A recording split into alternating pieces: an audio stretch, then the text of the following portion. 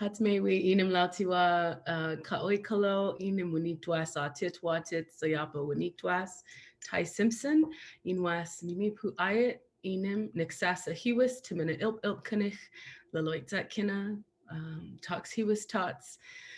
Good afternoon, good morning, friends, wherever you're located. I welcomed you in and thanked Creator for bringing us to this space in a good way.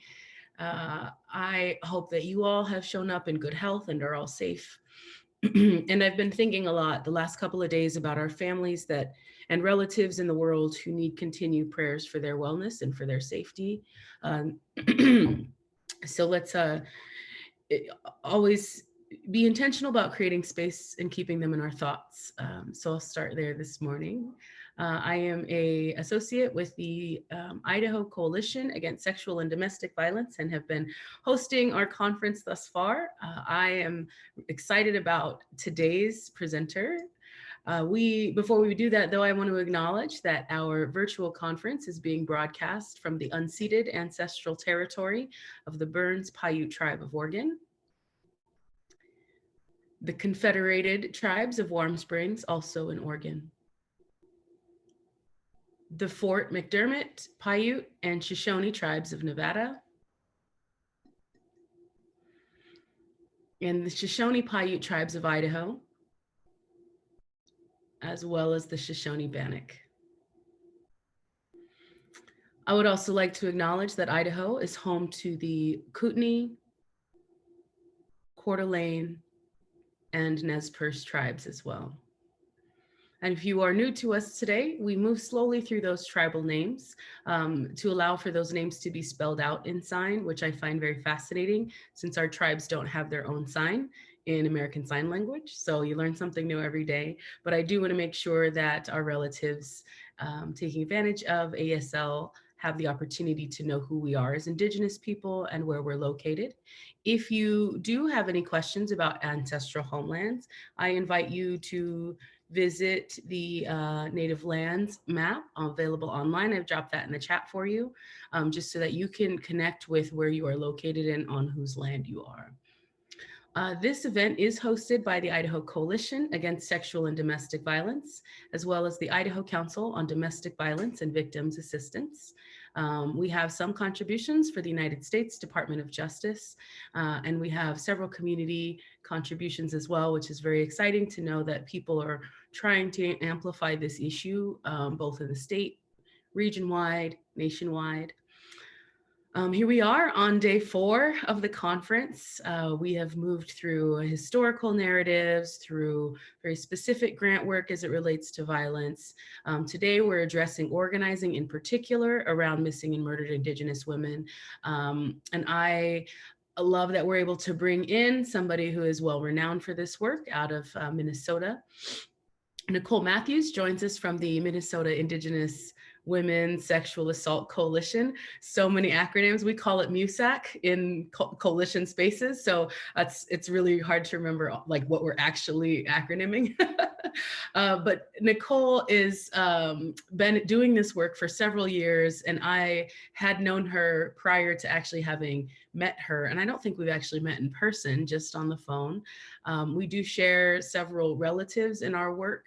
ML Daniels is one, Christine Davidson is another, Sandy is another. So just some really great connections, and it makes me feel like we're all connected as Indigenous women doing this work together in community despite being separated by several states. So without further ado, Nicole, I will pass it to you. While you're unmuting, I do want to let folks know I will be monitoring the chat for questions so that we can address those in real time as Nicole moves through the presentation. So go ahead, Nicole. Thank you. Well, good afternoon or good morning, wherever you're located. Maniduba Neshikwe Indigenous Cause, Migazi and Dodame. Again, I'm Nicole Mathews. I am Anishinaabe from the White Earth Band of Ojibwe here in Minnesota.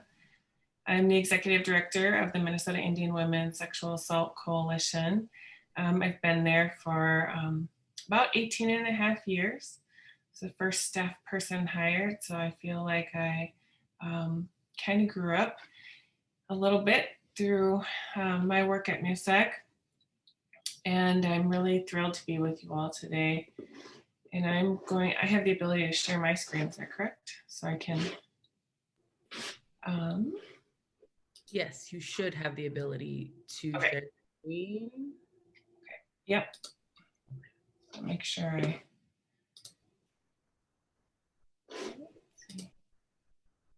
And we can see it. Thank you. And to live in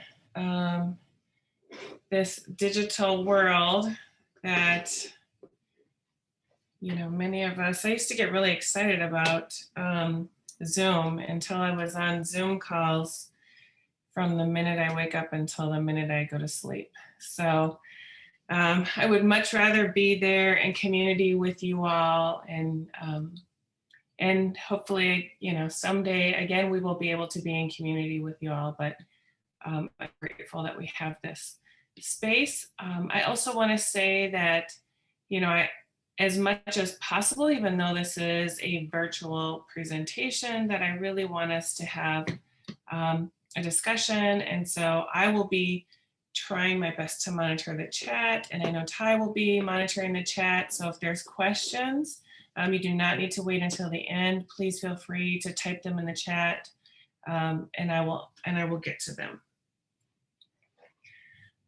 So I said a little bit about me. I also want to say that we've been working on addressing prostitution and trafficking since our coalition started, and, you know, very closely related to missing and murdered Indigenous women. We did a report several years ago now. I think next year it'll be the 10-year anniversary of when we released our Garden of Truth findings, where we interviewed 105 Native women on their experience being used in prostitution and trafficking in Minnesota. So I will share some information from that. And then additionally, I'm the vice chair of our Missing and Murdered Indigenous Women's, and well, it's called the Indigenous Women's, but we also recognize our, included in that is our Two-Spirit relatives as well, our task force here in Minnesota. So, you know, part of the reason that many of us have worked so hard to form task forces and to push this issue is because the information that we have is very limited. I did a search this morning on NamUs because it changes every day, and I'm grateful that NamUs has been, more people have been entering their data into NamUs. So we currently, just in my little search I did, there are 673 missing person cases that involve American Indian, Alaska Native person. And 4 of those cases were from Idaho. Of course, we know, additionally, with data, that many people are not either identifying the race properly, or there's many issues with race data when it comes to missing and murdered Indigenous people. But that's what we have currently. Additionally, there's 140 unidentified persons cases involving American Indian or Alaska Native person, and one of those people was from Idaho. And so these are unidentified bodies that they don't know who they are, and that were identified as American Indian or Alaska Native. And then we know that the Center for Disease Control and Prevention reported that murder is the 3rd leading cause of death for American Indian, Alaska Native women. And we also know that the rates of domestic and sexual violence and sex trafficking are much higher for Native women and for Native people.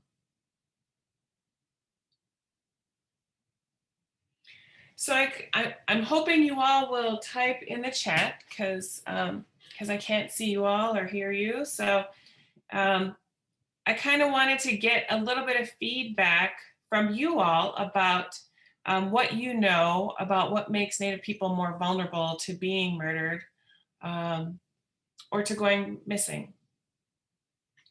And Ty, can you help me to read some of the, okay, I can see it now, sorry. Okay, I can see it now, I got it. So I repeated your question, what makes Indigenous people more vulnerable to going missing? Did I have that accurately? Or to being murdered. Or to being murdered. Reporting was the first one that came up, so that was exactly in line with what you were addressing. Absolutely. Lack of support comes up.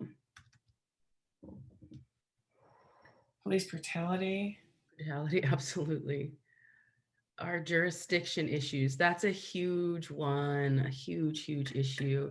Thank you, Mar, for offering that. Objectification. Hypersexualization, yeah, that's another. Judiciary issues. Poverty, absolutely. Poverty. Unwilling to learn our history and unique needs. Yeah, I talked about that yesterday as part of my session. Yeah. Lack of resources and perceived stereotypes. I also talked about that, narratives. Rurality is one. Yeah, racism, alcohol. Thank you for all just like naming racism. Absolutely that. Yes. Drugs and alcohol addiction issues. Access to addiction resources is incredibly important. Absolutely. And you know, one of the things we learned when we did research with women used in prostitution and trafficking was that you know, the programs that are most successful are ones that incorporate culture with treating addictions, and also ones that address the root causes of the addiction, because we know that oftentimes people who are dealing with chemical dependency issues have layers of victimization and were victims of child sexual abuse, and until we can start healing from those things, right, it's hard to heal from also the chemical dependency. Yeah, that dependency is a symptom of trauma. Absolutely. Child sexual abuse. Because it wasn't even always a conversation with chemical dependency counselors about trauma. So I think we have come a long way in that regards. Making some steps, like a lack of follow through from law enforcement. There's one. Lack of follow through from law enforcement. That's a, well, I'll address that towards the end of our session today regarding our law enforcement panel for next week, but thank you for naming that. Miscategorized, yeah, tribal corruption. So what seems like folks are identifying is this tapestry of issues that affect trafficking, our relatives going missing or murdered.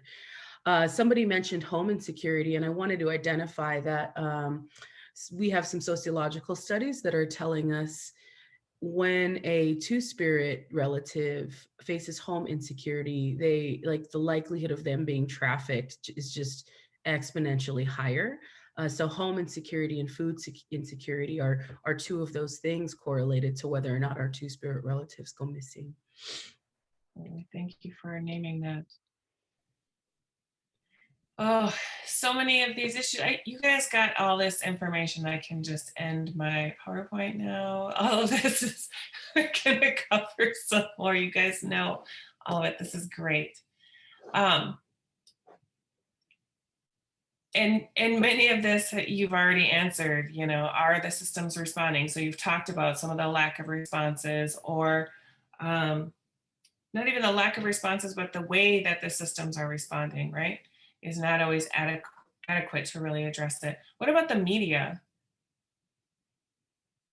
What is our response from the media? Are you seeing these cases in the media? Silence, yes. Or when they do pick it up, they have also romanticized the whole experience, right? That's not, they have chosen to highlight and amplify these stories. They make them political and divisive rather than just addressing the fact that our systems are letting Indigenous folks fall through the cracks. Yeah. One of the things we have seen, and I don't know if you all have seen this in Idaho, is that when the media does pick it up, they will show a mugshot. So, you know, if a white person goes missing, we see their their high school pictures, we see their cute Facebook pictures, their selfies. And oftentimes when we see one of our Indigenous relatives going missing, we see their mugshots.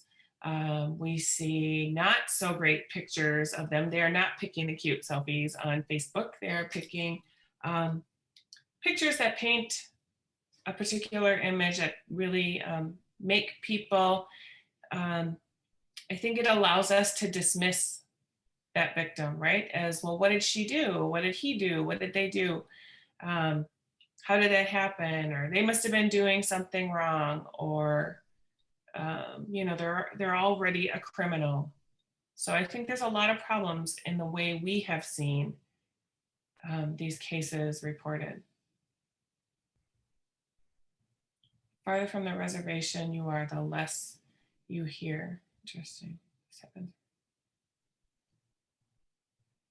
Yes. We had an incident that was really interesting back in January, February timeframe, where there was a young person from one of our reservations here that went missing, but the tribal police didn't have her as missing. The county sheriff had her as missing.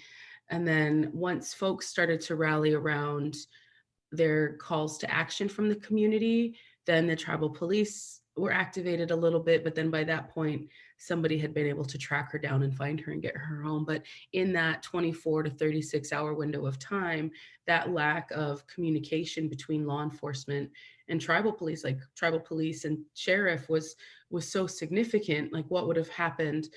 Like, how much sooner could she have been found had the entire community been involved in that process? Right. That is a huge issue. Awesome. Thank you so much for contributing in the chat. This is great.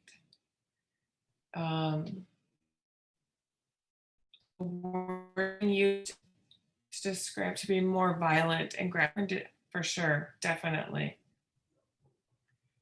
Showing the negative story versus humanizing us, absolutely. And then labels. Awesome. I'm gonna move forward. As soon as I figure out. So some of the stuff I said, there's a huge connection to trafficking, right? So when we talk to women in our research on prostitution and trafficking in Minnesota, 98% of the women that we interviewed were currently or previously homeless. And so we look at, when we think about like not only risk factors for being involved in trafficking, but risk factors for going missing, certainly homelessness is very high on the list. And the researcher that we worked with, Melissa Farley, who's done this research in all across the world and published a 9-country summary with 854 women from across the globe, said that our rates of homelessness were the highest rates of homelessness that she had seen in over 20 years of doing this research. And so, certainly we know housing is an issue. Housing is an issue not only in tribal communities, but off tribal communities, affordable housing, transitional housing, long-term supportive housing. Housing is a huge issue and could really do a lot to address some of these issues that we are facing. And nearly all of the women that we interviewed talked about other Native women that they knew that had gone missing. They would talk about women who they heard had been going, their pimp took them to Detroit or somewhere else, and we never seen or heard from her again. And then this last quote, one of the sex buyers said to one of the women that we interviewed, "I thought we killed all of you." And when I first read, that was not one of the women I interviewed. I did about a third of the interviews. And so when I first saw that quote, it just it was devastating to me, the level of violence in that. And it hurt. It hurt to think that, and not that I didn't, not that you don't know that people are thinking or feeling that, but to see it in those, to see those words really impacted me, and really made me think about, this is what people are thinking when they, or some people are thinking when they look at me. This is what some people are thinking when they're looking at my daughters and my son. And there's such, not only invisibility in that one sentence, but extreme violence. I'm trying to also read these comments. Had a young woman with a missing person. Police had stopped her twice, didn't bother to contact her family or acknowledged. Yeah, I've heard that story is similar to that as well. Funding through the Department of Justice makes victims prosecute their offender to be eligible for program assistance. Yeah, I think there's huge issues, right? There's barriers to accessing services that are connected to, very tightly connected to the criminal justice system, which also goes to the question, like, as we have more and more conversations about disconnecting, as you will, from our criminal justice system, or looking more critically at our criminal justice system, what does that mean if we separate more and more from those systems? Awesome. I'm trying really hard to watch both. So if I miss something. So this I took from the Alaska Native Women's Resource Center, who shared this with me, that some of the strategies that they had come up with on addressing missing and murdered. And it's very similar to the stuff that we have on our website, that we've adapted, that other grassroots organizations and groups have adapted. I'm going to figure out how to hide the chat because it's hard for me to see both. So if I miss something, Ty, if you could just let me know. Yeah, I'll keep you in the loop. Okay, thank you. So in the immediate, when someone goes missing, right, it's really important in the first 72 hours to take action, because we know that that is the most critical time, the most dangerous time for when someone goes missing. So, we say, obviously, to report the disappearance as soon as possible. I also know that there are a ton of barriers to that, right? We have heard people being classified as a runaway. They don't want to address it until they've been gone for maybe 24 hours, or contact me after 48 hours. But it is critical to really push that issue to make sure there's some response. Oftentimes what we're seeing is it's more of a grassroots response. Many of us have probably a love-hate relationship with social media these days. But one thing that social media has done is it really gives us another avenue for raising the visibility of these cases.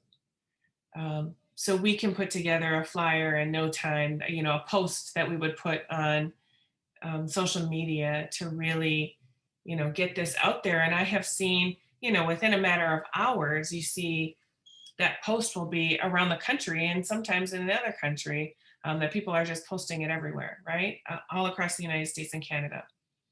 And to include on there as much detail as possible. So where the person lives, where they were last seen, what they look like, their height, weight, any distinguishing marks, tattoos, making sure you find a current picture, and going back to, let's not share, pictures that are, their mugshot, or let's not share a picture where they're maybe drunk or high, or something that, let's find a current picture of what they really look like. So I'm trying to also slow down for the interpreter. So if I need to slow down more, please let me know. I can sometimes talk fast. So also create a log of action. So have someone who is creating that log, like who did you contact? What agency? What day? What time? What is their name, their phone number? Summarize their conversation. Where did you leave off? What did they say they were going to do? Did they make any promises? And what were the next steps that you talked about?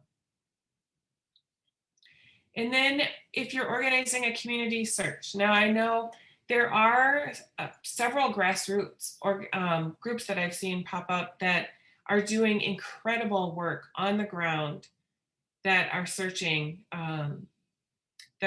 for people in our communities. And so if you have organizations like that, connect with them right away. And there are groups that are traveling to multiple states to help find our relatives. Again, talking about social media, issuing an alert on Facebook, on Instagram, posting flyers in the community, organizing a vigil or a walk to help raise awareness or to search in that area. And I think when you're organizing a search, really make sure that you're careful and that you provide some guidelines to the people who are searching as well. Questions before I move forward? Yeah, thank you. There was a question about where does a community member get assistance or help to get a billboard when you have a missing persons billboard? How has there been success using those? And then getting assistance organizing a search, right? That sometimes that's more tactical than it is community aid. So like, are there resources for that may, because I mean, we can't ask law enforcement officers for that necessarily. So where have folks historically gone to find resources for those things?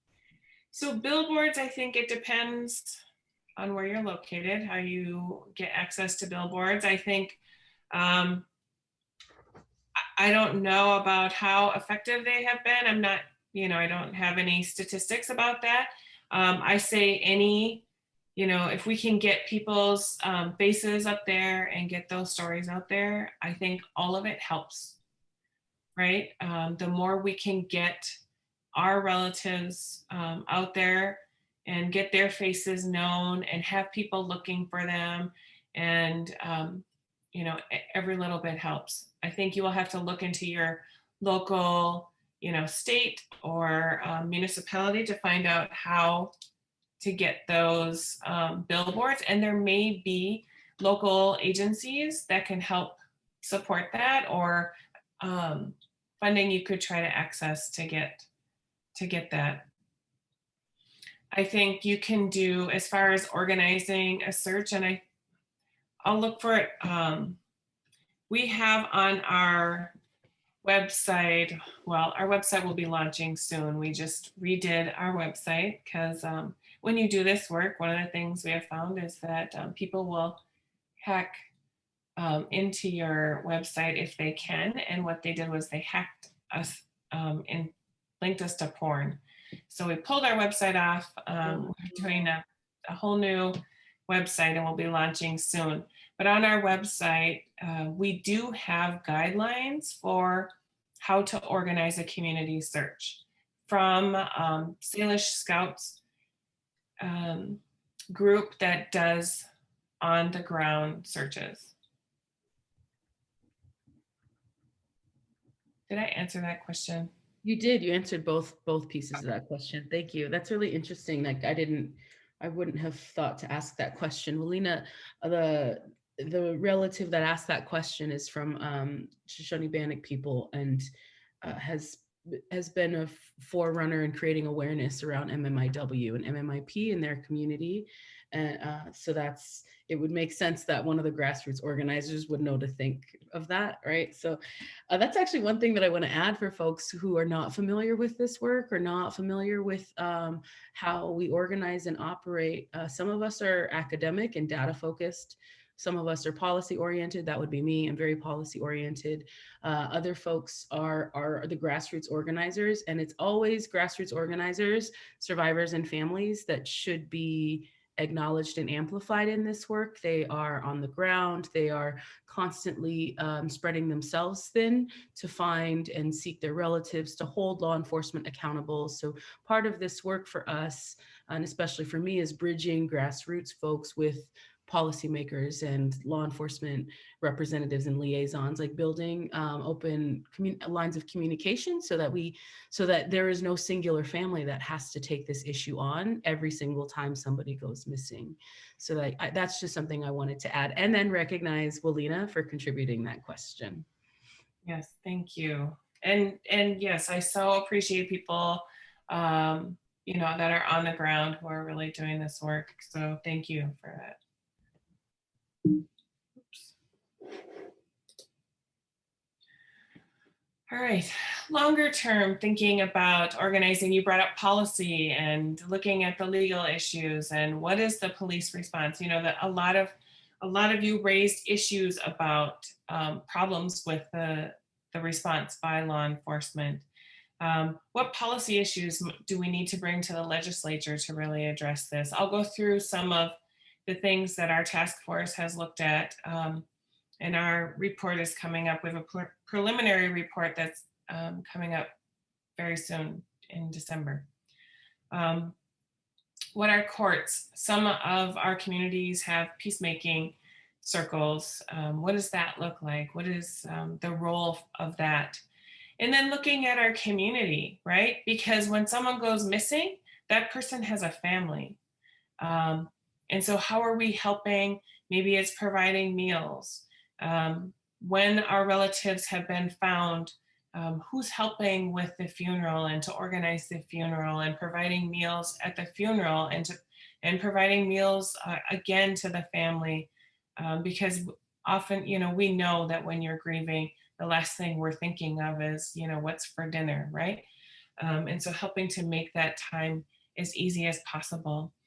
Where can that person, that family find financial assistance? Who's keeping records, going back to keeping those notes, right? And then what organizing tools we have. Do you have a CCR or a multidisciplinary team? And a CCR is a coordinated community response. For those of you who are not familiar with the thousands of acronyms we use in our work. Questions?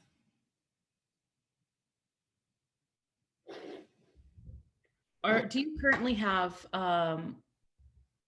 these organized in your community? Do you know folks who have a CCR? Like, what is the circle of peacemaking? That actually is really fascinating to me. Can you explore a little bit of that? Yeah, I mean, I think we have seen circle peacemaking in the Southwest. We see it. This is actually from Alaska, that they have done circle peacemaking, and so it's similar to a restorative justice model. In fact, the restorative justice model was born from sort of those peacemaking circles. And so it's really looking at, our sort of that circle of community. And I think it's interesting to think about, what does community accountability look like? And so if we're looking at peacemaking or we're looking at restorative justice, what does community accountability look like, and how are we engaged in that process, right? Because, one thing we talk about a lot is that we know that most of our cases of sexual assault, of trafficking, of domestic violence, they're not going to court. The vast majority of them are never going to court. And currently, as we have a shift away from pushing the court system, right? How do we look at some of those traditional responses to community accountability? What are some of those traditional ways, of responding to these acts of violence, and to look at reciprocity and restoration of and repairing the harm, right? And so we know that what the criminal justice system often does is it incarcerates and it removes the person from the community, but it doesn't necessarily rehabilitate that person. And it doesn't necessarily provide that accountability back to the community, right? Because when someone is harmed, that impacts our entire communities. Our communities are small, we're all intertwined, we rely on each other.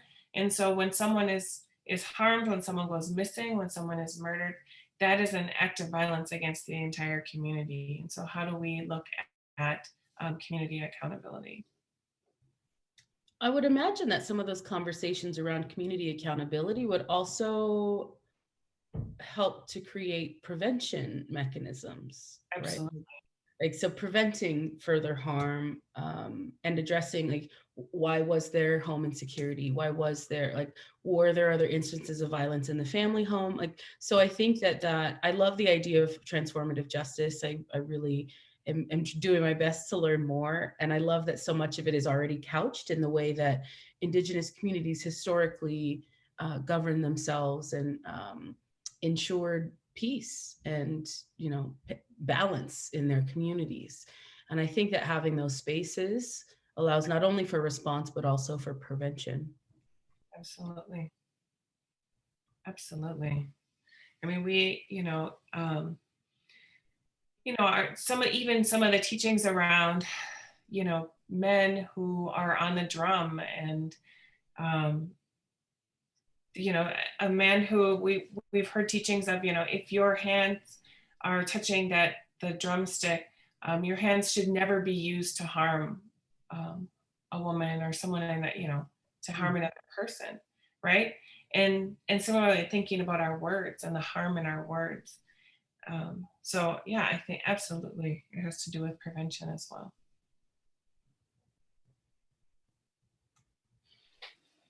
So some of this is going to differ depending on your tribal customs, your tribal communities, and where you are. So looking at, ceremony of an unexplained death, because many of us have protocols, tribal protocols about how we handle death. For us, we have a 4-day ceremony, and there's a 4-day fire. And so, it's important to also think through the protocols in your community about what it means when there's an unexplained death, and laying that body to rest. And that's challenging when we don't have a body. To how do we find closure when we don't have someone's remains? And so, it's important as advocates, as people who are working with community, that we provide that support, and that we help as much as possible. And we don't always get closure, right? Like, I can't sit here and say that everyone's going to have closure, because we don't always get closure. And sometimes, 20, 30 years, and we still haven't found a person. It's hard. It's hard to have that final act, right? And then collecting healing stories, examples of our communities who are supporting each other and standing together. I'll talk more about rallies and marches, and show some of the pictures of ours, and talk about how we've organized those, and how it's grown. But really thinking through, like, the location, and where's a good location to hold it, where you can get a lot of people there, a lot of community people there. So somewhere central, that's easy to access, that will maximize participation, that you can really get the message out. Thinking about, for us, we have to think about rules and regulations. We're in a city, so we have to think about what are the permits that we need to be able to march in the streets. We have to hire law enforcement to kind of keep it safe, and they kind of march, they're in front of us and making sure the streets are safe for us.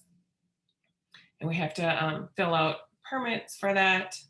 And then think about your speakers. I firmly believe that it's always important that we need to uplift the stories of our families and our relatives and our people who've been most impacted by this issue. And also we want to hear from and have present our systems people, and also our policymakers, and people who we know can push policy and legislation, who can take the needs of the community and put them into action and put them into policy. And then, of course, the day of the march, having signs, advertisement. Do you want to have, a drum group or singers or dancing? Like, to really think through, when we first started doing this, you're just like, oh, okay, we're going to have a rally. And then everything the day of, and there's like so many details. And so we have learned quite a bit about how to put it all together. And when you do have certain policymakers, there comes a lot of extra things with that, as far as, we've had our governor and our lieutenant governor. And so we've had a lot of security that comes with people of that high level. And then, doing the press and social media. Social media is really helpful, and we get a lot from that. And we've gotten a great deal of press throughout the years as well. Questions?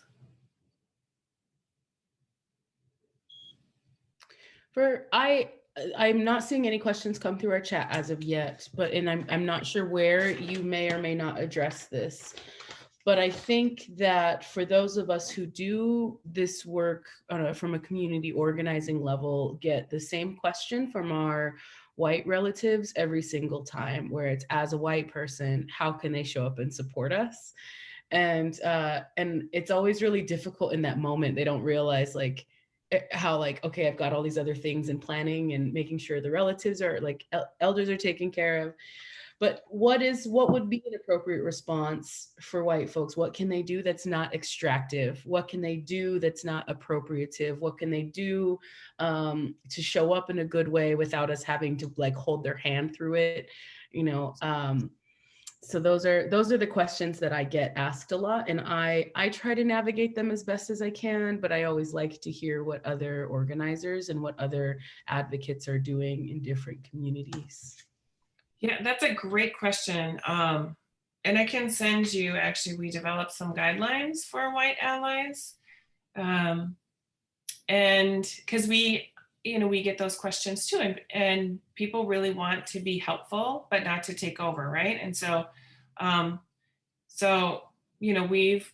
we usually ask, because it takes a lot of people to organize a big march. And so we've had white women organize other white women, and have a volunteer table where they're checking in volunteers, and we meet with them first and have a list of, here's some things that would be really helpful. You can staff a table and take donations.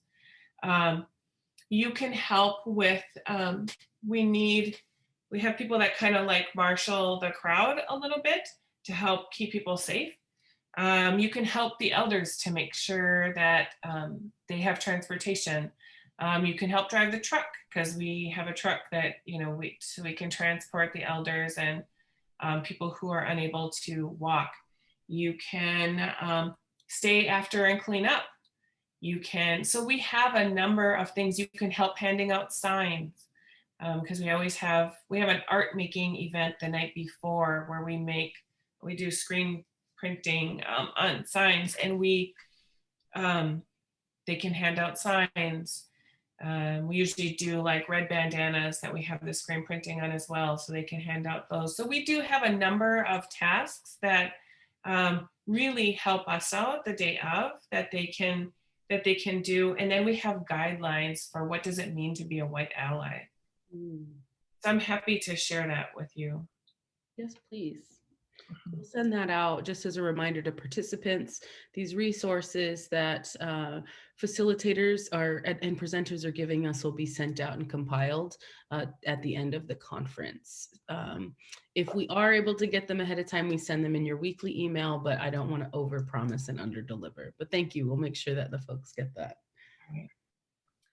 And then, of course, thinking through services and what services are available in your community. Oftentimes, because this issue has not gotten a lot of visibility until maybe the last 5 years, certainly on a larger scale, right?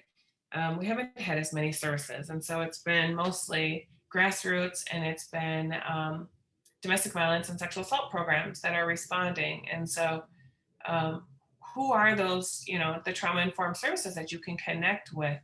And are there tribal specific programs that you can refer to? And if not, who are the additional, victim service agencies that you can connect with in your community? So this is a few years ago. So I'll tell you the first year, so we do our march every year on Valentine's Day, which can be really cold in Minnesota. The first year that it was organized, we were not the organizers that year. We were just a participant and one of the co-sponsors. And there was about 150 people that showed up. And it was 25 below wind chill. And we walked far. I don't remember how far it was, but it was a few miles. It was far when it's 25 below. This year, this picture on here, as you can see, like some of us don't even have jackets on. And there's no snow. Like it was a beautiful, beautiful day. So that first year, after this, I think the second or third year is when we kind of took over the organizing of the event. And it has grown from 150 people to a couple thousand people. And so this is probably 3 years ago. This past year was kind of cold too. So, but we still march in the snow, in the cold. Y'all are welcome to come and join us. We're not sure what this year is going to bring because it's going to be a virtual world, I'm guessing still, but so yeah. Below is not inviting like that. That sounds frigid. Oh my goodness. I have pictures of, I remember wearing like nylons and leggings and jeans and like 3 shirts and a jacket and a hat and gloves and like I had everything, tights, we had it all. We had like 3 socks and you just gotta dress for it, I guess. Okay. Well, I thank all of you for that. Thanks. So this is our Lieutenant Governor, Peggy Flanagan, the first Native woman Lieutenant Governor that she holds the highest office of any Native woman in our country. I've known Peggy for a long time. In fact, I was pulling pictures from for one of our board members who's been around for a very long time. And anyways, I seen a picture of Peggy from like 2006 when we were 2006 or 2007. I was like, oh, we all look like babies there. Look so young. So she has really pushed this issue in our state. And we are so grateful to her advocacy at that level and to be able to have someone in the governor's office who really pushes that. And the governor really works with her as his partner and not as, you know, someone who's just kind of there. He's really elevated her position. So I can't talk about this issue without talking about our kids, because our kids have done incredible things. So this, the young woman in the middle, with the red shirt, is my daughter. And the year that, this year that they were in, it was in 8th grade, and her and her friends wanted to attend our march. And that was the year that, I don't know if you remember, but it was the year that there were probably a half a dozen walkouts of students that year for gun violence, for multiple different things, right? Organized across the country student walkouts. And my daughter, who's my little activist, participated in like every single one, even if she didn't tell me. And then I'd find out after school that my daughter walked out. And so she did her own organizing of the students for this. And the school policy was that if you did a walkout, they were not disciplined, but you were not allowed to come back to school that day, right? So she organized a walkout. Several students got up and walked out. Several of them joined us and volunteered and went on the walk with us. And they were all threatened with discipline. They were all threatened with suspension, in-school suspension, detention. Even though as parents, we, you know, let the school know that it was okay that they did that, we approve, you know, they were all threatened with discipline. And so what they chose to do was educate their school. And so they had to do a community action project during their last year of middle school, during their 8th grade year. And they chose to do it on missing and murdered Indigenous women. And so they made these little slips of paper, and they made 800 cedar ties with the red ribbon, and they put that table in the front of the school so that every staff and every student that came in school that day got a slip of paper and one of those pins, including the principal. And then next year, that school district brought every single Native student, over 500 students, to our rally. And so the impact that our youth can have when they work together, when they work to educate, I think is really powerful. All right, questions? There are no fresh questions. If we want to all take a minute and reflect, if you have something you want to add to the chat, please do. Nicole, how are you feeling? Do you need a human break, bio break? I'm good. Okay. I'm good, thank you. I am very proud of your daughter. That's incredible work. I was also a baby activist, and it caused my mom a lot of stress and my dad a lot of pride. So I've just been a dissenter my whole life. So I love to see it in other young folks. It's really great. Yeah, we call her, she's like always been like the adversarial child. We're like on everything. She's like, oh, you guys all like the Vikings? I like the Packers. I'm like, what? Oh, that's unfortunate.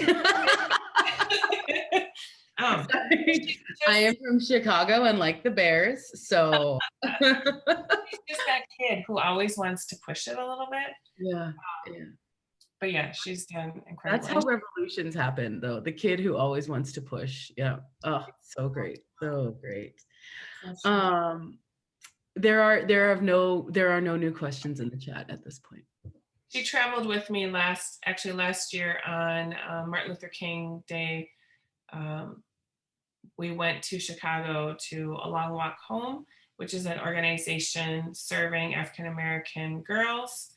And and her and I spoke together on her work and some of the youth activism. And then A Long Walk Home has been coming to our march now for 3 or 4 years. And they started out just like 3 of them coming. And this last year, I think they had 10 or 20 young people that they brought a huge group of young girls. And so we went out there ahead of time to educate them on the issue and to talk about kind of what to expect. And we taught them a song, because we sing a song during our rally. And we taught them the song so that they could sing with us while they were there. So yeah, That's awesome. that's so empowering to hear, for sure. It continues to fill me up to see it in other young folks, that the work keeps going. I mean, we're all working towards a place where we don't have to do this work, but the fact that other young people want to pick it up is really amazing to me. I agree. And also the partnerships with our Black and Indigenous youth, I think, is incredible. Yeah. There's an interesting question that did come through that's not directly related, but is also very pertinent to the conversation. Some folks believe that prostitution is choice. How would you talk with those folks about MMIP? Or how do we hold the tension of prostitution being a choice? I think that I'll allow, like, I'll make note of something and then let you take over that question. But in sexual assault and domestic violence coalitions, the common acceptance there is that prostitution is sex work is work, and we recognize the autonomy and sovereignty of those folks who choose to consent into that work. And we support them as best as we can with what resources we can, to ensure that their immediate needs are met and that they are safe and they are healthy. So that's the easy answer to that question. But we also know in our experience with MMIP work that if somebody goes missing and is a sex worker, they are almost relegated to something dehumanized. Like, how do we address that? How do we address that tension? Yeah, it's big, right? And those conversations, I think, are hard to have. And, so a few things. One, the majority of the women that we interviewed for our trafficking research wanted to escape prostitution. And also, if we are all committed to addressing gender-based violence against all victims, then that includes all victims, right? And that includes, people that have gone missing who would be classified as a sex worker. And I think, it's whether they chose it or not, I guess really shouldn't be the conversation when we're talking about missing or murdered people, right? Like, we should see the humanity in anyone. I think the conversation around choice is a whole other presentation, because I think there's a lot of complexities in that, right? In choice, in the use of choice, and in the limited access to financial stability and to all the things that that some people, don't have. A lot of people don't have. So, hearing the stories of the women who were used in trafficking, I heard about people who were being used in prostitution because they needed formula for their kids, and they needed diapers, and they needed a safe space to be. And so I think the choice conversation is a complicated one. Absolutely. Absolutely it is. Let's see. Yeah, I mean, people are also agreeing in the chat, like choice and choosing in relation to trafficking is not appropriate, right? But holding the tension of recognizing and acknowledging humanity. I mean, my sociology brain could go off on why we have a socio-political and a socioeconomic system that limits access to folks, like the fact that that's a decision that has to be made, right? That's a the limited removal of sovereignty, right? When we carry our sovereignty as a human being, like that's the removal of that when we can't, influence our decisions in a meaningful and a healthy way. So that, I think that that's exactly right. So that's a very tense conversation. So thank you for recognizing that. I think that we all kind of carry and hold that tension when it comes to addressing this work. I would like to add, Jerry Muma from Innovations in Tulalip has a webinar or a presentation about exactly this, and she speaks to her own firsthand experience in prostitution and leaving that space. And I think that that might be worth those of you who are attending taking a look at that and digging into some of Jerry's work. I will type that in the chat in just a second, because I have never been a prostitute. I have never been a sex worker. So these experiences, we are best heard from those folks who have moved, like that was just part of their journey. And that really is my opinion. So that was the primary question that was coming through. Awesome.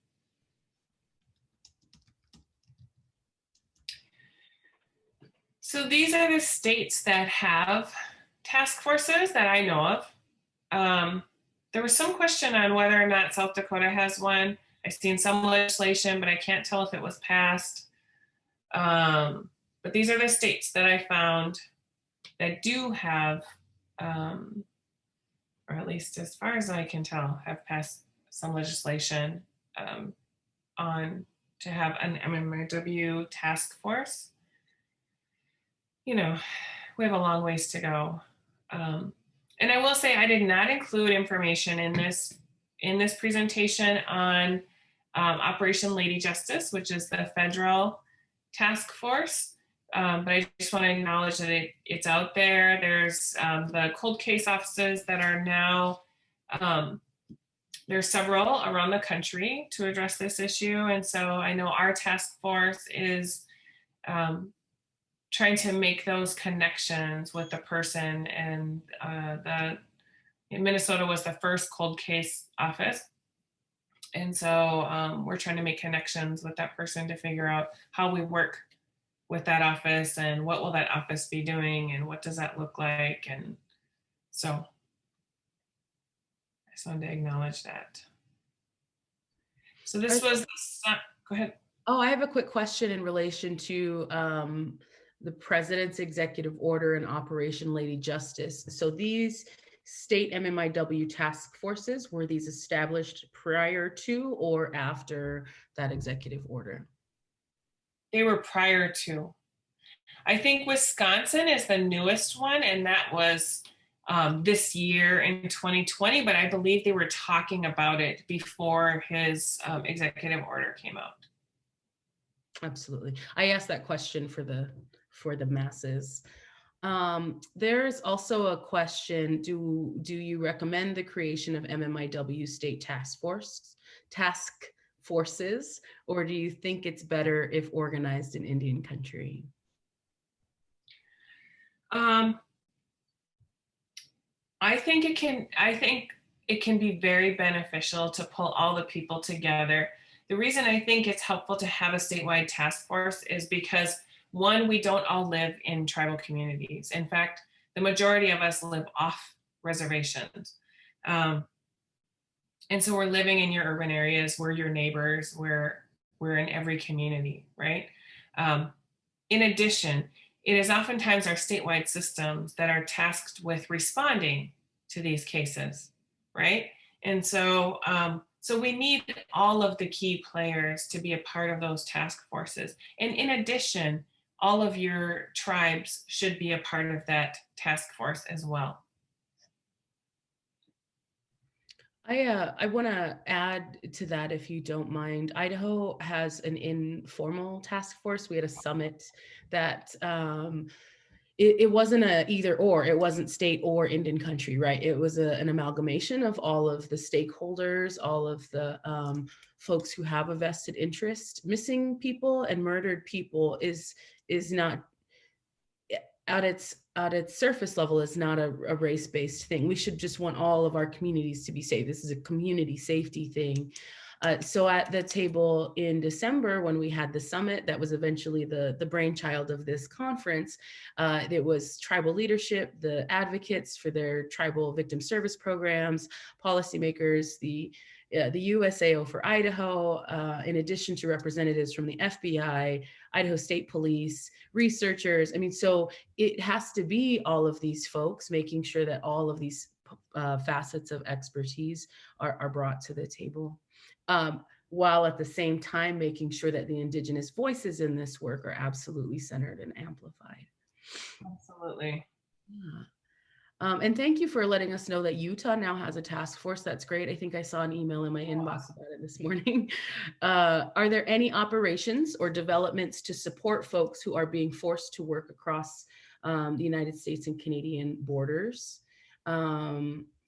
This person is in Canada and sees a lot of their survivors and victims being brought along Niagara Falls, Buffalo, et cetera. So like, are there any prevention mechanisms for trafficking across borders? Well, that is, it really depends on where you are, right? I think it's a challenge. Yeah, I agree.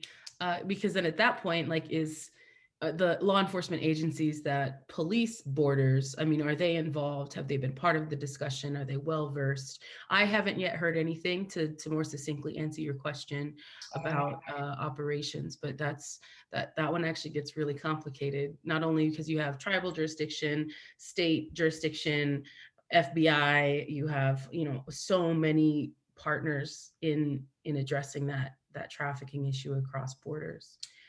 And then another question that came through for you: has anyone pondered the idea of all tribal nations having their own seats in the General Assembly at the United Nations, and raising the human rights of both reservation and urban Indigenous women and girls to use the formal instruments created globally and having them referred to for the court for tribunal? Well, there are tribes that attend the United Nations specifically on Indigenous issues.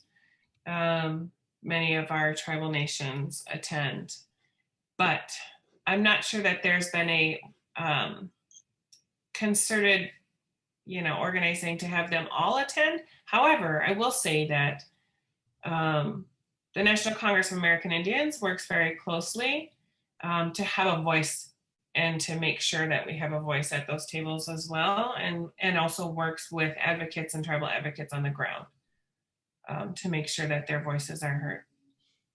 Absolutely. I agree with that. That actually is really interesting about, like, I'm thinking if that's like an initiative for all the Indigenous nations in the United States and Canada, is there equal representation for all the Indigenous nations everywhere, South America, Africa? Like that becomes a coalition, a worldwide coalition of Indigenous nations, which sounds really empowering. So maybe that's something we should consider in that way. But yeah, I think that you're right. Our representation is usually navigated through NCAI or something similar. Yeah, and I have gone to some of those and spoke on side events and also to some of the United Nations they have so many different events, right? Like on the economic status of women and Indigenous rights. And so I have been to some of those and spoke on their side events. Yeah. Oh, that's great. All right, let's get back to here. All right. Let's see where so you're at.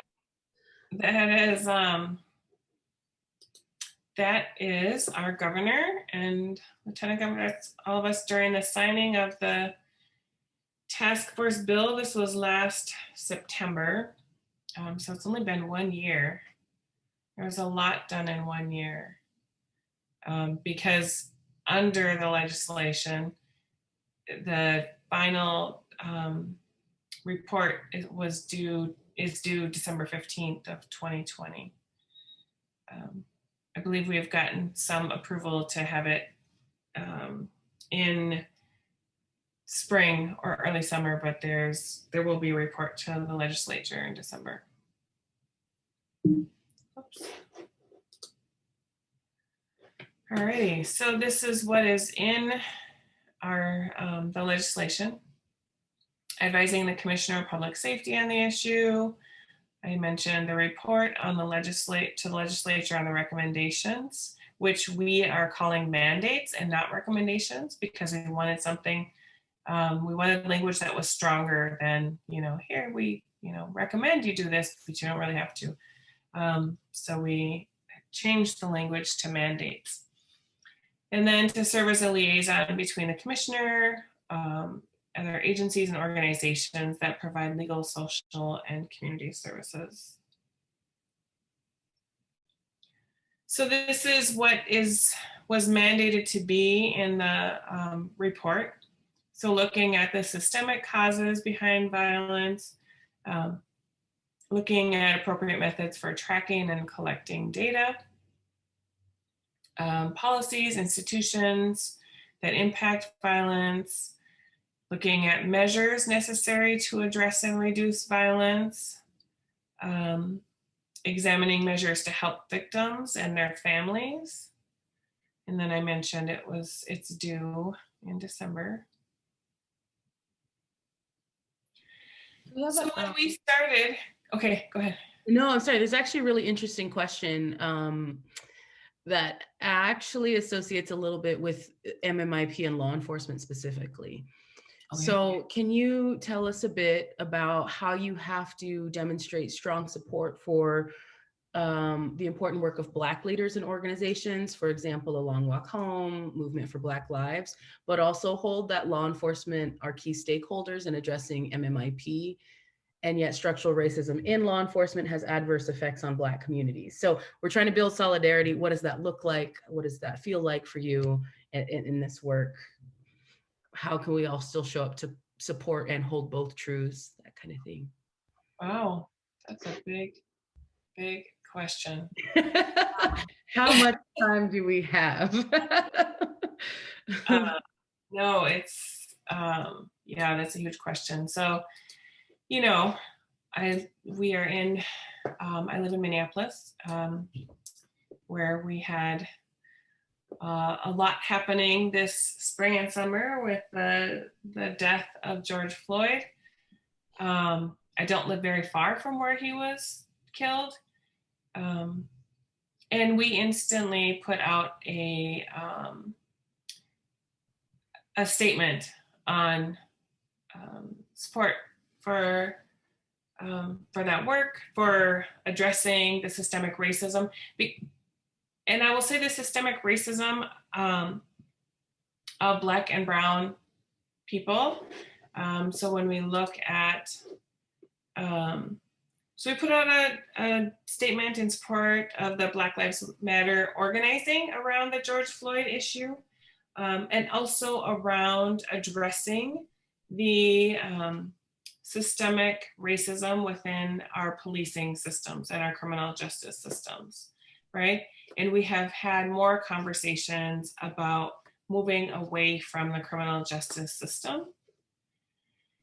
And so I think, one thing we know is that, and one of the reasons that, Scheherazade and I have worked so hard to have a strong connection between, Indigenous communities and Black communities and our youth, Black and Native youth, is because, there's a high level of visibility in the Black community, painted, it is in connection to the criminal justice system and painting a particular picture about the Black community, right?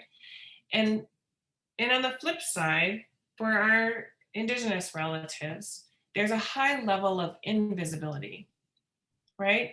And so, and we know that for both communities, there's disproportionate levels of violence.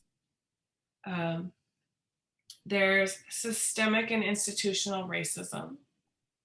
And there's histories of historical trauma, right? And so So, when we have a long walk home that comes to our rally every year, and we ask the young women to speak, to get up and speak, and their issues are very similar to the issues that we are addressing.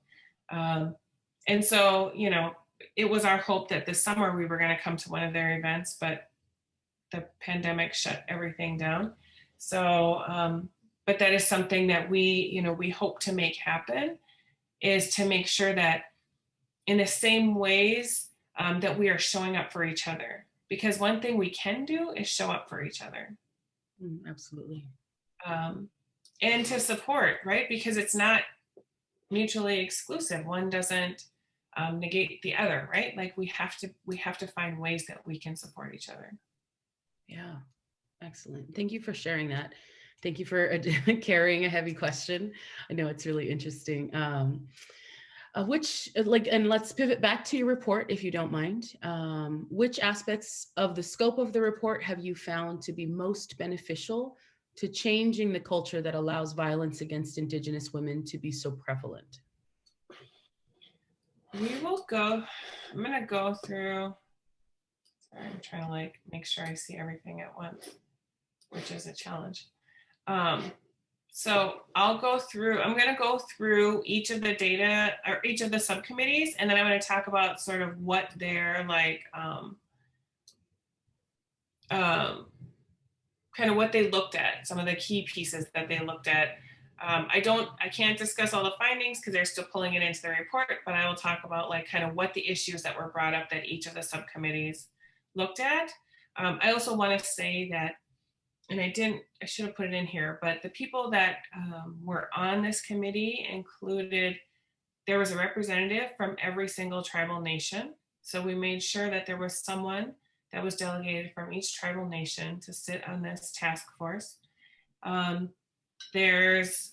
We have 2 tribal coalitions in Minnesota. So we have our tribal coalition, and then we have the Sacred Hoop Coalition, which focuses more specifically on domestic violence in tribal communities. We have some grassroots advocates, survivors, community people, and then we have the U.S. Attorney's Office, we have the FBI, Bureau of Criminal Apprehension, we have the Department of Health, because they collect all the death data. We have, I'm trying to think who else. So we have law enforcement represented. And so we have a broad representation of people that sit at the table that are part of this task force, which I think is really important. Absolutely. Okay. Thank you. So I will talk more about the scope of the report. And thank these you. were the 3, we kind of organized into different subcommittees to try and help focus our efforts and knowing that people are bringing different strengths, right?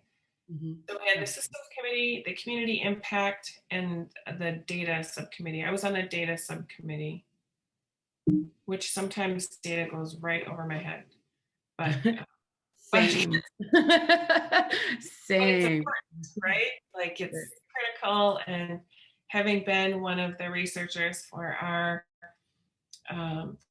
report on trafficking, I felt like it was really important for me to have a better understanding of data. Absolutely. Thank you.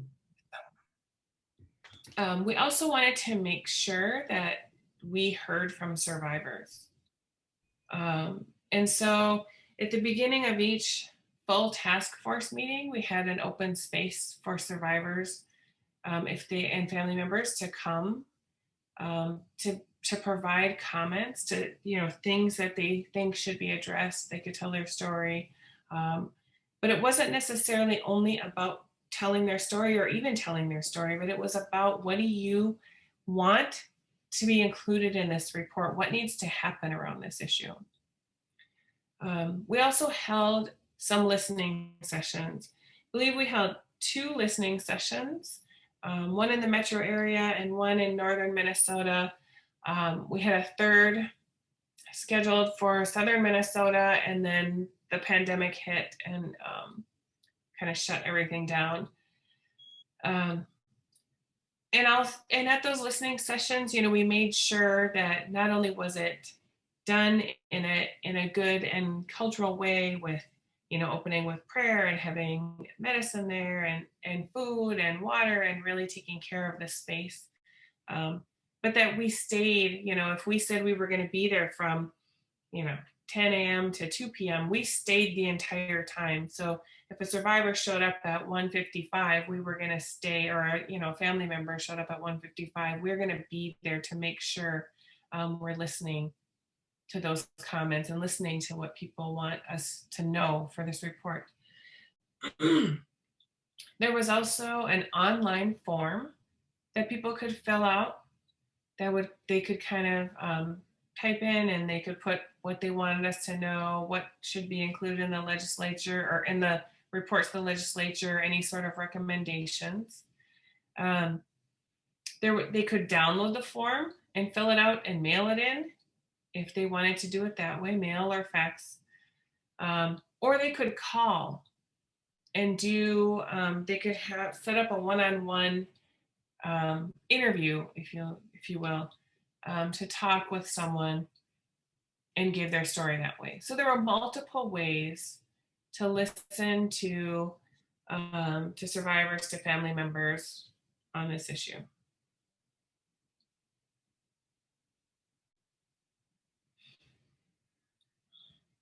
So this is just some of what we know.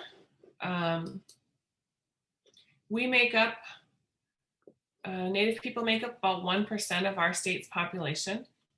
And from 2010 to 2019, about 9% of all murdered women and girls in Minnesota were Native.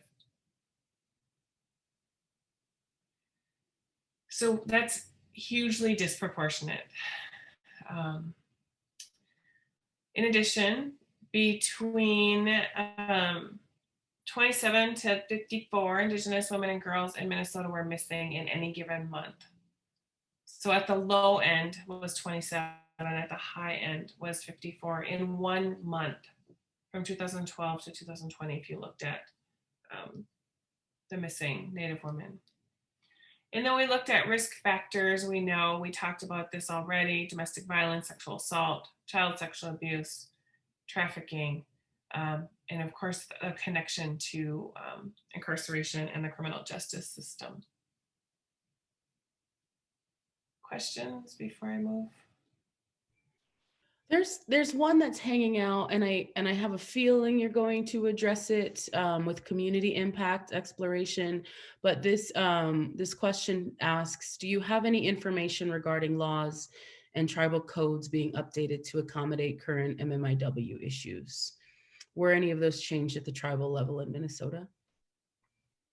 Not in Minnesota. I think there are some that are working on them.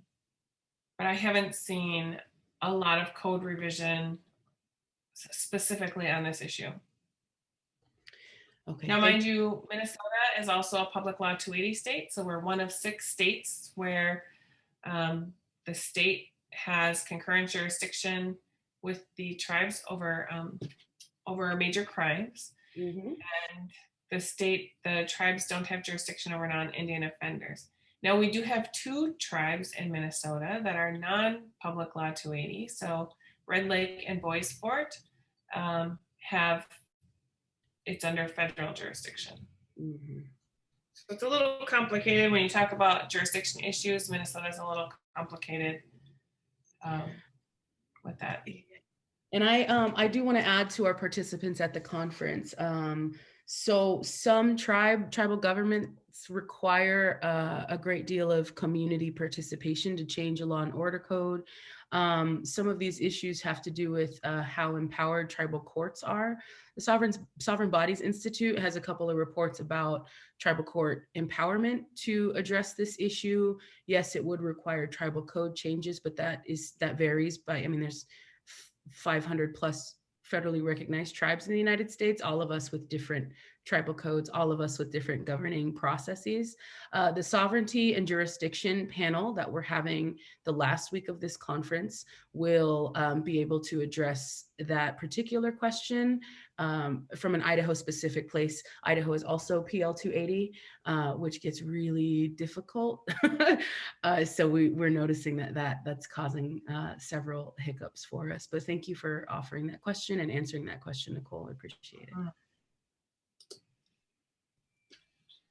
So some of the factors on this issue is, looking at the investigation of missing persons and what's coded as suspicious deaths. Looking at, prosecution and sentencing, our data systems, and then, public awareness. We talked about media and some of the other issues. So this is kind of the key issues that the data subcommittee was looking at. I know that there's a lot of words on this page. So, and all of this information for the task force in Minnesota can be found on our MMIW task force website. And I can, maybe towards the end, I can drop that address in the chat. Or if you find it, you could do that as well. Yeah, we can take care of it and find it for you. Thank you. Okay. So some of what we're looking at in the data subcommittee is issues with collecting, tracking, or reporting data. And I suspect that's much the same for many of you and many of our communities. Like we know tribal affiliation or race data is missing, or it's unknown, and then sometimes it's assumed, right? And recording and verification of this field is not mandatory in most cases. So oftentimes it's just not there. Records of deaths are inaccurate. Systems fail to designate deaths as homicides. So that should not say suicided, but that's a typo.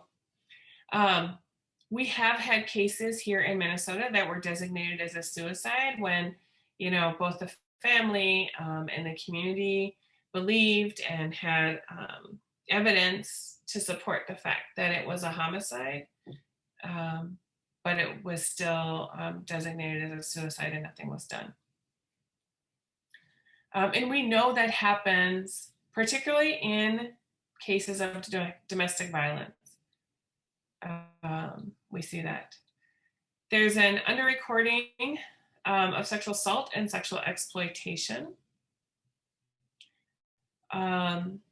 We know that our missing children are reported inadequately. So one thing we know is that they are being reported as runaways. We have higher rates of our children who get reported as runaways as opposed to missing, right?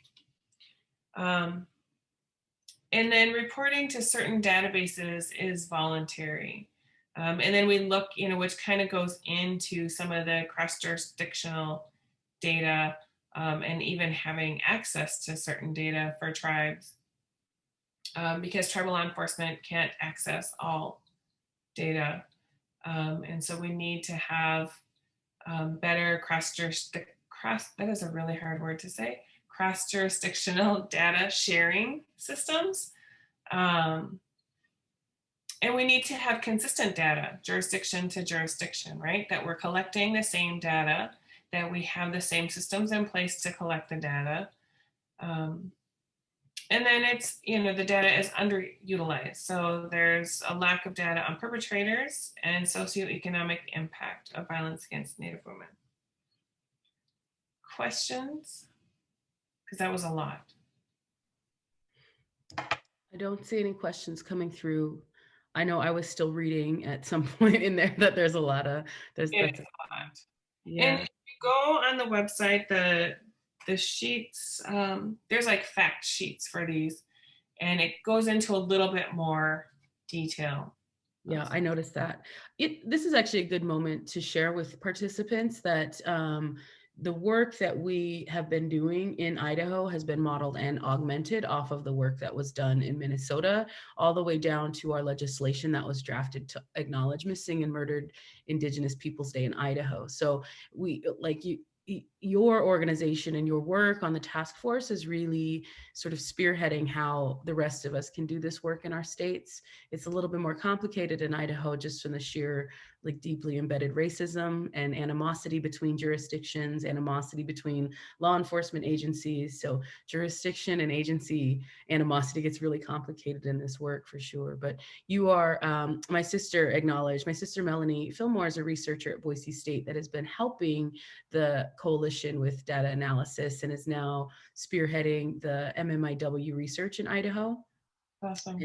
And mentioned that we have the same cross-jurisdictional data issues. I think that's just a thing everywhere, it seems. It is. It's a big issue. And I'm guessing that much of these things that you're going to see on the next couple of pages, you probably can, it will be very familiar to you because it's probably issues that you all are dealing with as well. So this was the Community Impact Subcommittee, and some of the issues that they identified was around community resources. So, lack of funding for community resources, and expand for populations with unmet needs. Lack of community resources that are family focused and trauma informed and that incorporate our cultural healing processes. Community systems are not well connected with systems like law enforcement and courts. So that, again, that's a challenge everywhere. Lack of support for family units during out-of-home placement and incarceration of a parent. And then lack of prevention efforts in community. The community impact piece was kind of big. So they also looked at the education and public awareness. So, one of the things that really contributes to that is that our community at large really has a lack of awareness about this issue, or our Indigenous people in general, right? Like the K through 12 schools lack comprehensive curriculum on who we are, which goes to going all the way back to that comment about, I thought we killed all of you, right? Because there's a belief that we don't even exist anymore. Or, people believe that we only live on reservations. I remember years ago when I was in college, I had a woman that I was in school with asked me if I told her I was going home to see my family and they lived on the reservation. And she asked if we lived in teepees. And I was like, no, like that's the belief, right? That some people have of where we are today. And there's a huge belief that we certainly don't live in cities and we're not your neighbors. And if you don't live on a reservation or have a reservation nearby, there's a belief that you don't have to know anything about us. Our voices in the community are silenced or misunderstood, and there's a lack of outreach to tribes to involve them in public awareness campaigns.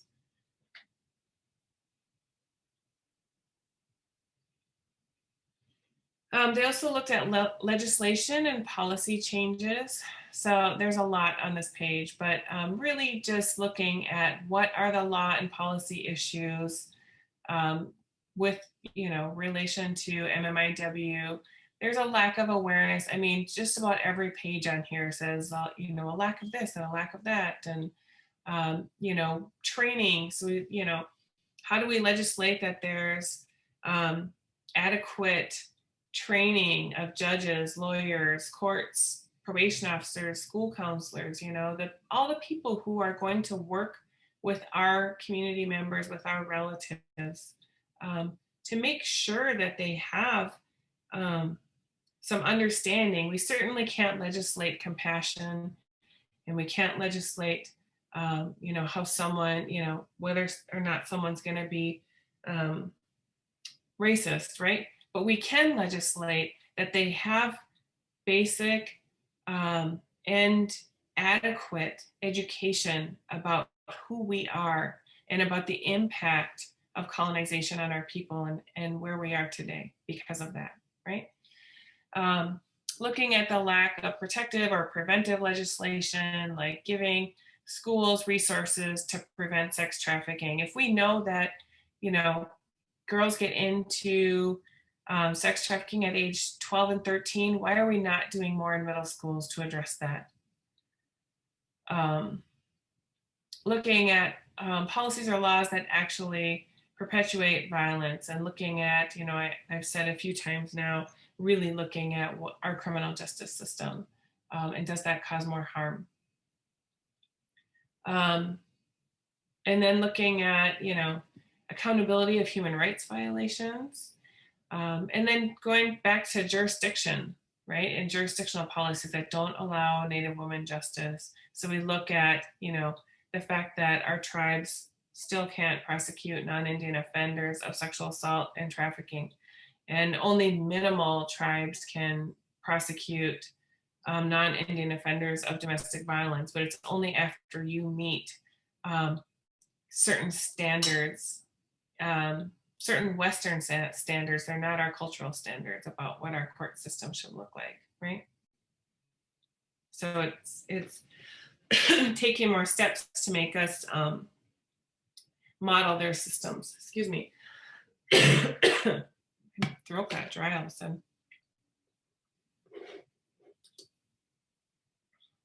We have while you're like, oh, we're gonna honor your human needs for a second. My sister asked a question: do you know if county prosecutors work with tribes to take up cases with non-native perpetrators? Oh, that's a good question, sis. Okay, say that again. Well, do you know if the county prosecutors work with tribes to take up cases with a non-native perpetrator, which in fact is 80% of the cases? They do. It depends on the jurisdiction you're in. So some, just like anywhere, right? Like it depends on where you are and how well that tribe or that county works with the tribe. So for instance, in White Earth covers 3 different tribes or 3 different counties.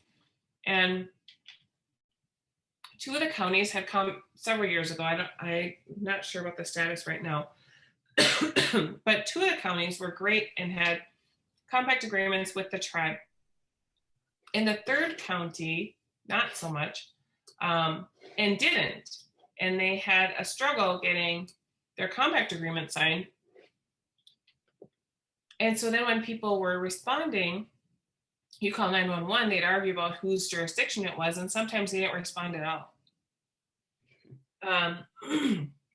So I think it depends on a lot of issues, right? It depends on the county attorney, because the county attorney or the district attorney can really play a big factor in not only whether they're going to prosecute, but they really have a lot to do with how law enforcement is doing their job as well. Because if law enforcement knows this is what my expectations are of you, and if you bring me a case and if you have these different facts, like if you provide me with the evidence, I'm going to prosecute, then it also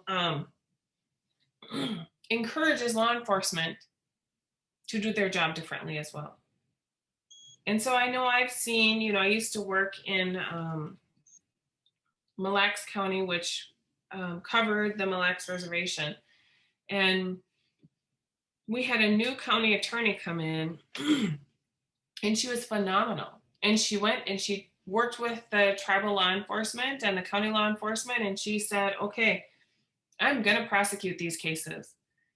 And this is what I need, and this is what will help me to do my job better. And this is the evidence I need. This is the, you know, this is the tools that I need to help me do my job. And if you do your job right and I do my job right, like, you know, we can work together. And she worked with the advocates as well, and it made a huge difference. And cases were really being addressed. It's not the same for every county. So I think it really depends. Did I answer that? Sorry. Well, I'm choking over here. No, you're okay. Did you want to take 5 minutes or so, or do you feel okay to keep going? I think I'm okay. No, I got that. We have a couple of other reflections in the chat. A mobile advocate to Indigenous survivors. Wow, that's incredible. Like just the thought of having a mobile advocate, that's pretty incredible.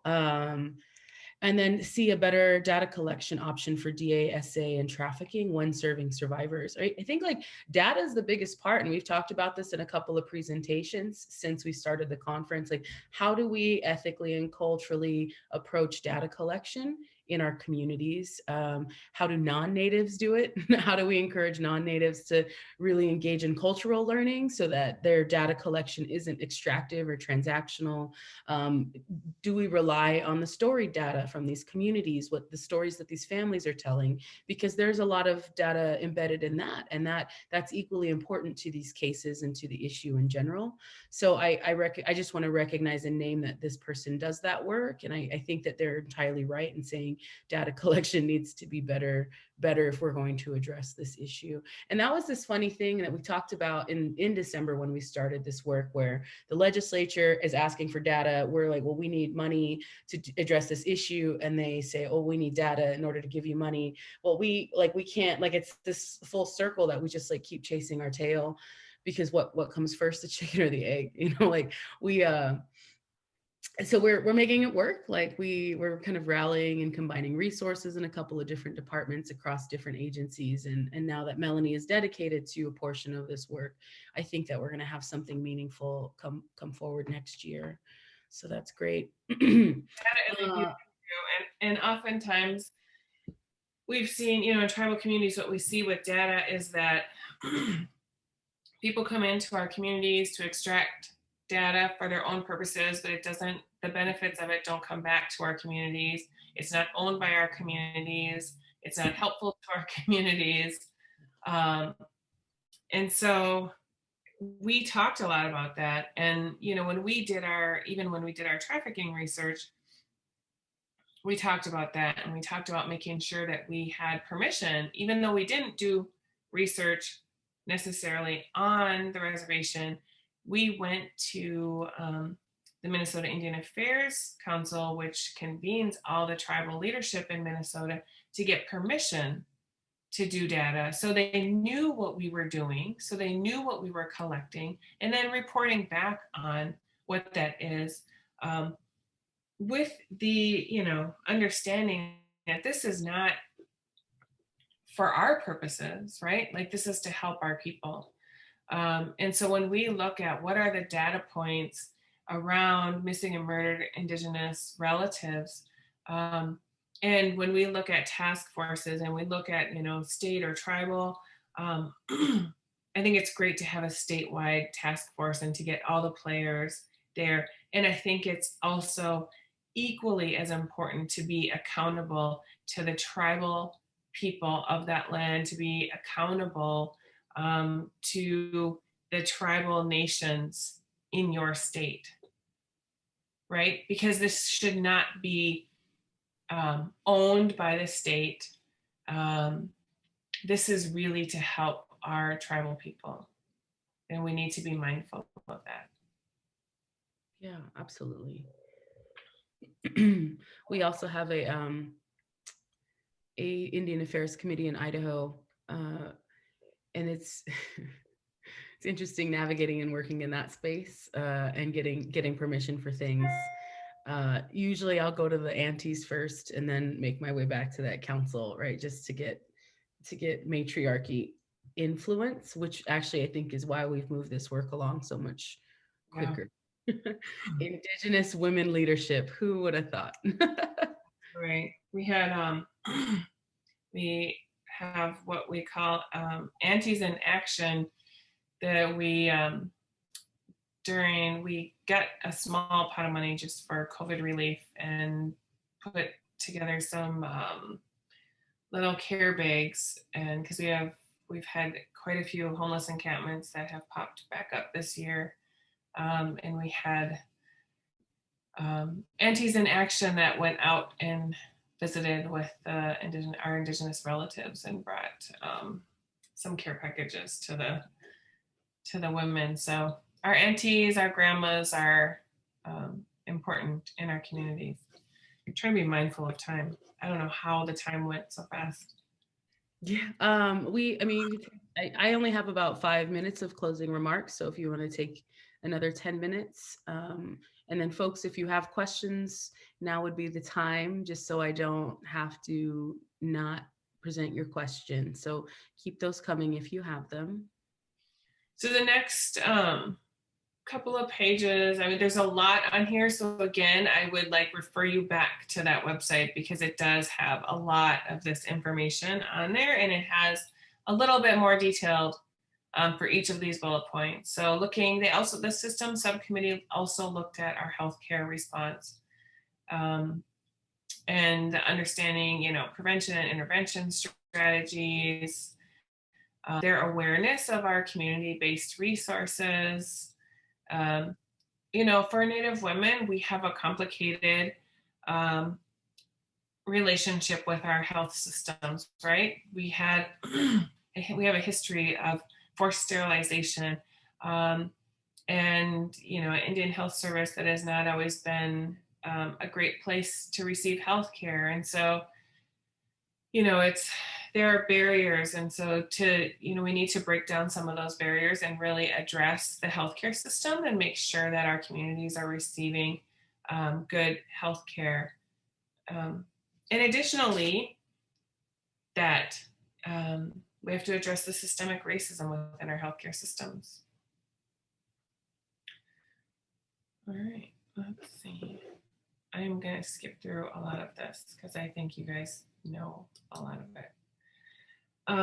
They looked at the foster care and the child welfare systems response. So looking at missing and runaway children and how those cases are handled, and how, again, like how many of our kids are reported as runaway when we report them as missing. And that goes back to, when we look at adult women who their mugshots are shown, and then we have our kids who we're just told they're just truant, they're runaway, they're just up to no good, rather than really having care and concern for our kids. Agency to agency communication is lacking. Foster parents, we've seen a number of cases, very sad cases of harm coming to children in our foster care system. When we talked to the women in our trafficking research, about half of the women were abused in foster homes. And they were shuffled through multiple foster homes, many, like an average of 4 or 5 foster homes that they had been put in. Children need, they have legal rights and resources, and we need to help to navigate that. And then there's a lack of funding for wraparound services and medical exams for children.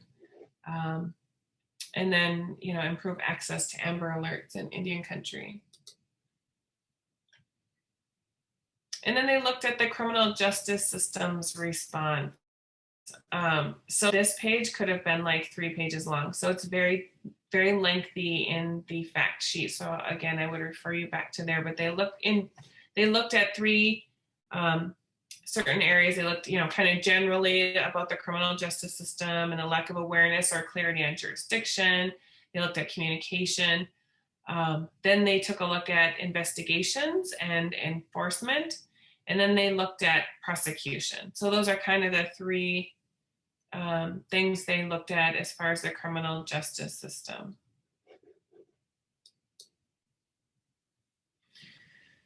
So in our last minutes, it would be great to hear or see in the chat, for those of you who maybe haven't contributed, or if you have additional stuff, like we've heard about some of the gaps that we have identified in data collection, but what are some additional gaps that you all are seeing? And what do you see we need to do differently to address these gaps? Maybe something I haven't identified. And then the last question is really about action steps, because I do a lot of presentations and I feel like it's really important to make sure that we're action oriented and we're always thinking about what am I going to do with this information, right? Because those of us who are doing this work, we need everybody to keep doing this work. And so what can we do with this information? What will we do when we get home? What are we going to do in our work differently to address it? What are we going to do more research on to learn about? So be good to hear what people are thinking about action steps that they can take. And you all are all welcome to share that in the chat with us. We'd love to see what you think.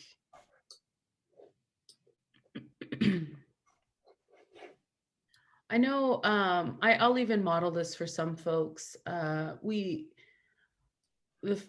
Our federal funders in a lot of ways have us address the issue of sexual assault and domestic violence as separate issues. Human trafficking is kept as a separate issue. But what we're noticing, folks from grassroots organizations and grassroots activists are telling us that these issues are all interconnected. It's about access and geography and socioeconomics. So when we put together this conference, that was some of the feedback from the advisory councils to make sure that we integrated all of these pieces. What are we addressing? Systemic racism? Are we having honest conversations about insecurity for folks, previous trauma, intergenerational trauma.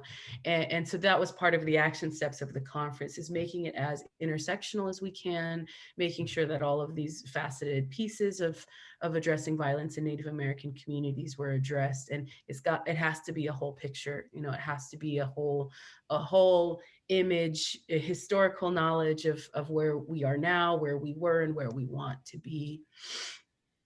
Thank you, Catherine, for offering that we create MMIW state task forces in Washington, Idaho, Alaska, Oregon, and Montana.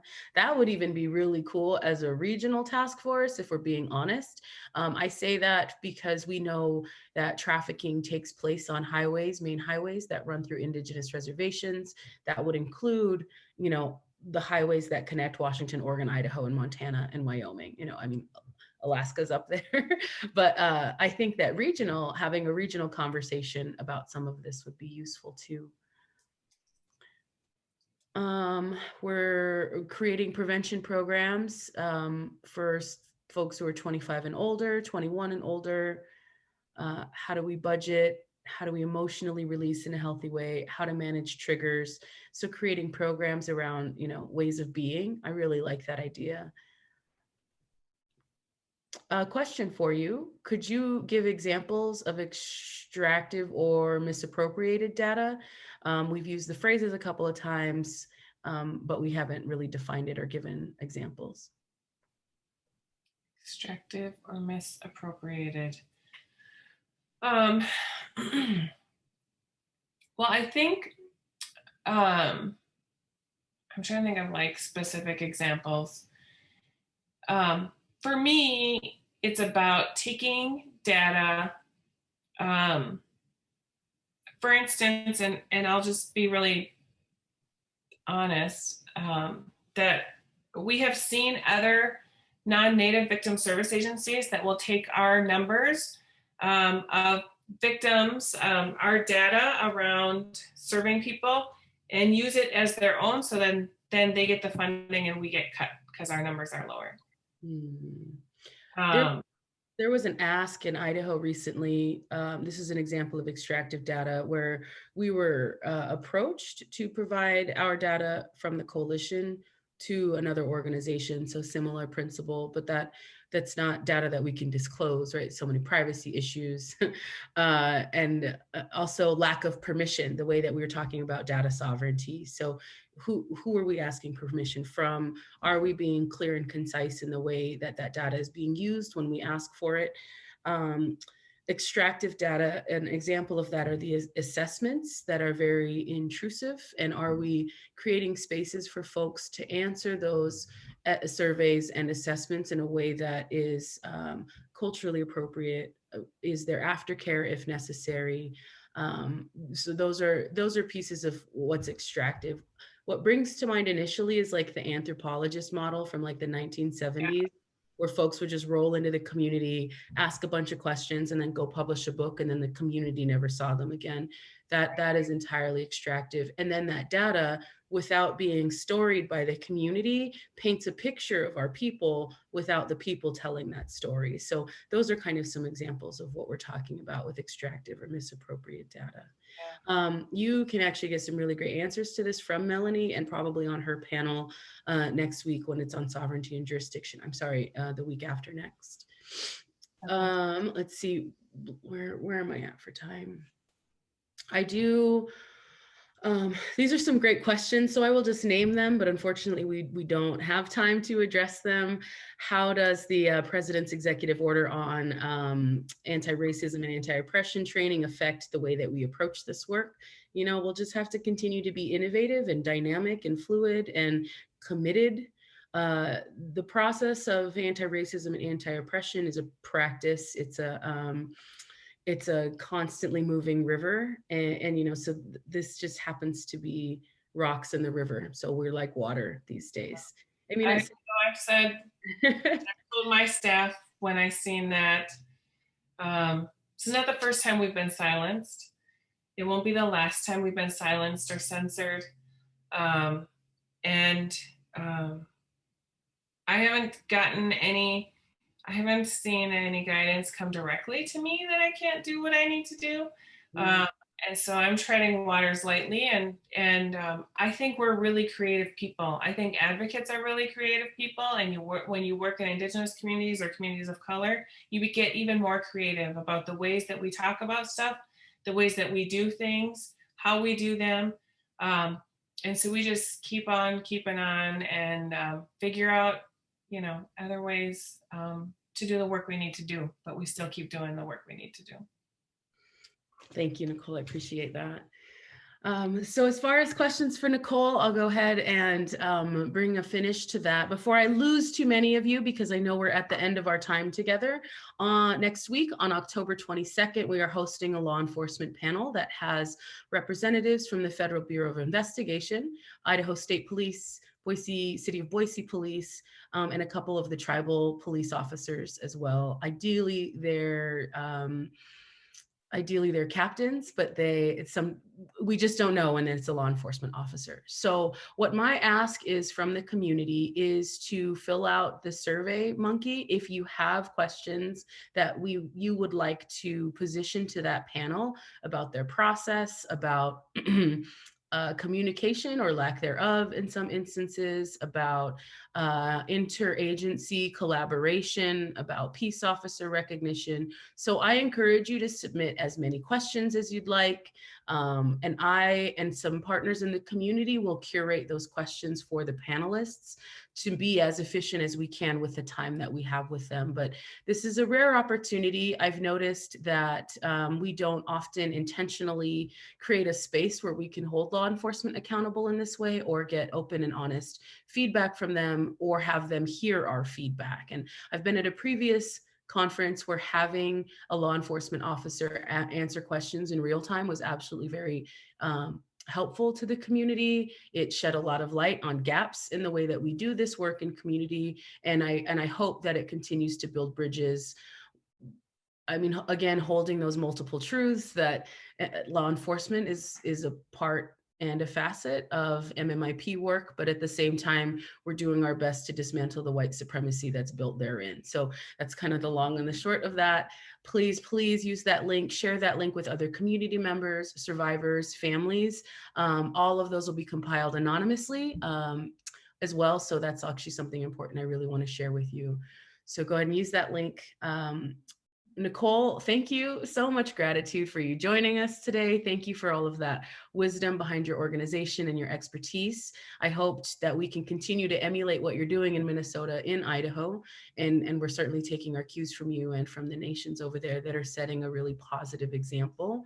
And I think that covers it for today. Hamakas Katsiaoyao, everybody, for joining us. Yochkalot, take care, and we'll see you soon.